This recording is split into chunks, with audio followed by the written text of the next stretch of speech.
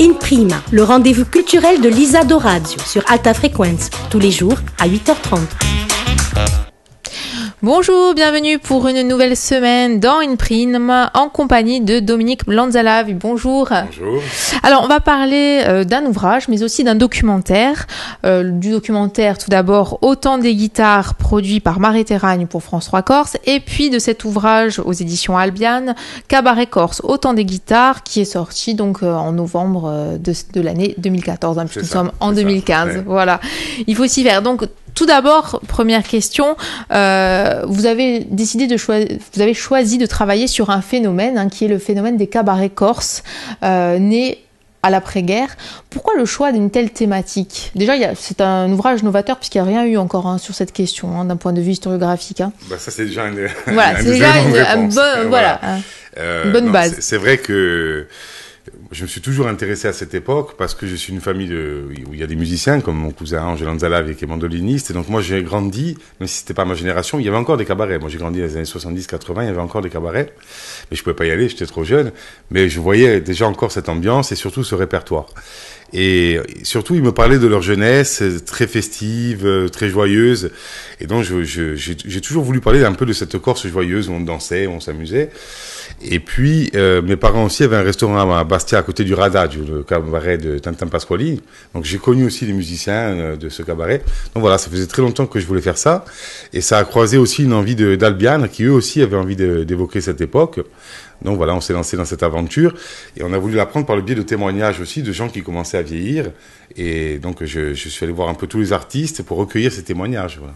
Alors c'est un travail qui a beaucoup reposé, on le dit, sur les interviews, sur la transmission orale, une transmission aussi qui est importante puisque on imagine que c'était une mémoire aussi qui était peut-être en train de se perdre, de disparaître. Il y a quand même certains protagonistes qui ne sont plus là déjà aujourd'hui. Il y a malheureusement eu même certains qui sont décédés pendant que j'écrivais le livre, c'est-à-dire Tony Toga que j'ai pu rencontrer, Paolo Manconi que j'ai pu rencontrer, mais ils sont décédés avant la sortie du livre. Tony Toga devait même participer au documentaire et puis en plein tournage il est décédé. Donc, d'ailleurs le documentaire lui est dédié. Donc c'est vrai qu'il y a quand même une urgence. Et puis il y a cette mémoire qui disparaissait. Et puis ce qui m'a marqué aussi, c'est comme ils étaient isolés chacun. Voilà, chacun un peu dans leur coin. Ce répertoire est un peu passé de mode, même s'il revient aujourd'hui un peu à la mode. On va en parler cette fois. Voilà, mais ils étaient un peu chacun isolé. Alors je me suis fait un tour de Corse comme ça. Je suis même allé sur le continent aussi parce que c'est un phénomène qui a touché évidemment le continent. Et c'était vraiment de la rencontre. Je passais une journée avec eux et surtout à copier leurs photos à chaque fois qu'ils me donnaient pendant qu'ils me transmettaient leurs souvenirs. Donc moi évidemment c'était un immense plaisir de faire ça. C'était des rencontres magnifiques. Alors on a l'impression finalement que ces principaux protagonistes, en tout cas les gens qui ont vécu à cette époque, etc., ne sont pas perçus clairement que c'était un phénomène corse. Bon, il existait d'autres cabarets évidemment, etc., mais il y a quand même, on peut le dire, une part d'identité corse. C'est un phénomène qui a perduré jusqu'aux années 80. Comment se fait-il finalement qu'on n'ait pas réussi au fil du temps à s'apercevoir de l'ampleur de ce phénomène et la place qu'il avait au sein de la société corse ? C'est-à-dire que il avait un peu disparu déjà ce phénomène depuis une vingtaine d'années, donc on n'en parlait pas trop, on en parlait comme des souvenirs de jeunesse, une certaine époque était passée, sans s'être penché vraiment dessus. Donc moi ce que j'ai voulu, c'est aussi comprendre pourquoi à un moment il y a eu autant de cabarets, pourquoi c'est né d'un coup, pourquoi c'est parti à Paris, à Marseille, dans les colonies où étaient les Corses, de partout il y a eu d'un coup cette mode des cabarets. Et pourquoi la Corse était autant à la mode aussi, puisqu'il y a énormément d'émissions de variété des années 50, 60, vous qui vous êtes intéressé à la télévision, il y a un nombre d'archives comme ça qui concernent la Corse, où il y a des enregistrements en direct ici, des émissions avec Guy Lux au Cazone, c'est incroyable, la Corse était vraiment à l'honneur sans arrêt à la télévision à cette époque-là, donc il y a vraiment une mode corse. Mais ça suffisait pas parce que je voulais comprendre d'où ça venait. Alors, évidemment, il y avait le développement du tourisme, mais je voulais comprendre ce phénomène.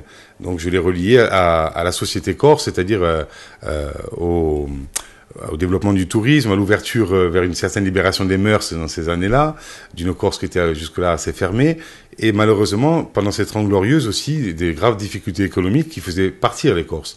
C'est une grosse période d'exil aussi. On peut le voir, c'est intimement lié en tout cas au contexte économique et social de la Corse de l'époque. Est-ce que ça serait peut-être difficile de dire, en tout cas, est-ce que ces cabarets prennent un essor au moment où il y a un plan d'action régional en Corse, à la fin des années 50? Est-ce que finalement ça suit cette ouverture aussi économique, justement sur le tourisme, la construction de ces grands ensembles, le Club Med, etc. Est-ce qu'on peut rattacher véritablement ce phénomène à cette ouverture économique? Moi je pense. D'ailleurs même eux, ils témoignent de ça. C'était qu'au début il y avait essentiellement des cantines, des bars à vin où on vient jouer de la guitare entre Corses, je dirais. Mais de plus en plus, les touristes arrivent. D'ailleurs, là aussi, il y a énormément de reportages qui vantent les mérites de la Corse. Hein. Et comme vous dites, des programmes à Porto Vecchio, par exemple, avec les premiers styles Club Méditerranée, les premiers clubs. Donc évidemment, il y a toute une clientèle qui arrive. Pour eux, la Corse est vraiment exotique. Lorsqu'on voit un reportage des années 60 sur la Corse, d'ailleurs, il y a un slogan très connu de l'époque qui dit la plus proche des îles lointaines. Donc il y a vraiment un exotisme encore de la Corse qui est très peu connu finalement.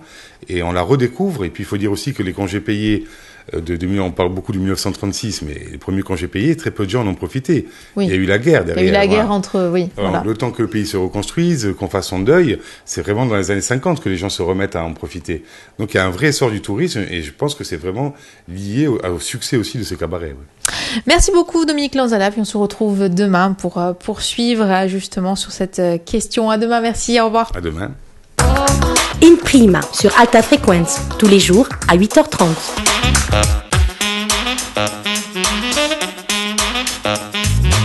In Prima, le rendez-vous culturel de l'Isado Radio sur Alta Frequenza, tous les jours à 8h30. Bonjour, bienvenue dans In Prima pour cette seconde émission en compagnie de Dominique Lanzala. Bonjour. Bonjour. Alors, je vous rappelle que ces émissions sont disponibles sur le www.alta-frequenza.com en vidéo et en podcast. Nous évoquons donc votre travail, donc déjà avec le documentaire Autant des guitares pour France 3 Corse, puis l'ouvrage Cabaret Corse, Autant des guitares aux éditions Albion, qui est sorti donc en novembre 2014. Hier, nous avons parlé de la naissance du phénomène des cabarets, que ce soit bien aussi bien en Corse, mais dans les villes, on le sait, qui accueillaient les Corses à l'époque, qui étaient Paris et Marseille, où il y avait les plus fortes communautés. L'histoire des cabarets, c'est aussi l'histoire de personnalités finalement inoubliables, et la première, peut-être celle qui a contribué, on peut le dire, à cet essor, c'est celle de Tino Rossi quand même. C'est sûr que Tino Rossi a eu une énorme influence, déjà sur le répertoire, sur la notoriété de la Corse elle-même. D'un point de vue musical aussi, d'un point de vue musical, bien sûr. Et puis il y a même son film des années 30 au son des guitares, dont le nom va être repris par le cabaret d'Antoine Bonnet, et puis par bien d'autres après. Donc il y a une vraie influence. On chante beaucoup le Tino Rossi d'ailleurs dans ces cabarets, parce que le répertoire était intéressant aussi. On en reparlera peut-être. Mais c'est vrai qu'il y a une génération pléthorique qui va arriver dans ces années 50 et 60 de musiciens, de chanteurs. D'un coup, ça sort de tous les côtés. Alors peut-être aussi que ces cabarets leur permettaient de vivre, donc peut-être que c'est ça aussi qui a permis à ces gens-là de perdurer, parce qu'au moins ils étaient payés, parce que jusque-là on allait chanter mais de façon amateur. Là, d'un coup, il y a des Antoine Ciosi, des Tony Toga, des François Giordani, on peut même pas tous les citer parce que et beaucoup de femmes. Étonnamment, aussi. Il y a beaucoup de femmes, peut-être même plus que dans le Riaquist. Je sais pas si on peut le dire. Il faudrait qu'on passe le compte, mais il y a quand même des figures comme Marise Nicolai, Regina et Bruno, etc. Yana Ricci, Maghizani, etc. Maria Leandri. Comment ces femmes aussi ont réussi finalement à s'imposer dans ce milieu au départ qui est un milieu masculin, puis elles ont pris tout à fait une place très importante aussi. Mais je pense qu'il y avait vraiment, il y avait déjà des femmes avant elles, j'ai dit notamment dans le lyrique, les Marta Angelici, les Colomba Mazzoni, mais il y a déjà des grandes chanteuses corses lyriques. Ça montre aussi une certaine ouverture. On dit toujours que la société corse était assez fermée, mais ça montre que il y a beaucoup de femmes qui non seulement y chantaient, on vient de les citer, il y a même eu des femmes patronnes de cabaret, Maria Leandri à Propriano. À Paris, il y a une légende. À Marseille, il y en a aussi à Marseille, bien sûr. Voilà. Et à Paris, il y avait Paulette l'Ajaxienne. Oui, Paulette l'Ajaxienne. Paulette Sarri, c'est une légende. Il y a toutes les stars allaient chez elle. Donc voilà, il y a la chansonnette aussi, il me semble, Paulette l'Ajaxienne, non? Ah, ça, je sais pas. Oui. C'est possible. Mais voilà, tout le monde en parle. Ce sont des légendes. Alors, c'est vrai que les femmes sont très présentes dans cette aventure. Exactement. On va parler aussi de ce répertoire, évidemment, un répertoire avec des thématiques qui sont celles de l'exil, hein, ce sont ces chansons qui reviennent le plus, et puis d'une Corse aussi, on peut le dire un peu magnifiée, un peu romantique. Un peu romantique, voilà. J'allais peut-être pas aller jusque-là, mais c'est vrai que oui, cette image, c'est pour véritablement parler aux touristes et aux Corses évidemment qui sont à l'extérieur. J'ai l'impression, enfin, moi, ce sont toujours des hypothèses, que j'essaie d'analyser aussi le répertoire. Qu'est-ce qu'on chantait? Il y a une interview justement d'Antoine Bonnet qui explique qu'est-ce qu'il chantait avant la Seconde Guerre mondiale. Il dit, pas grand-chose, hein. Quand on voulait chanter en Corse, on avait très peu de choses à chanter. Donc, il chantait aussi du français, beaucoup d'italien, hein, beaucoup de chansons italiennes, napolitaines, voilà. Donc, il y a ces influences-là méditerranéennes sur le chant corse. Mais,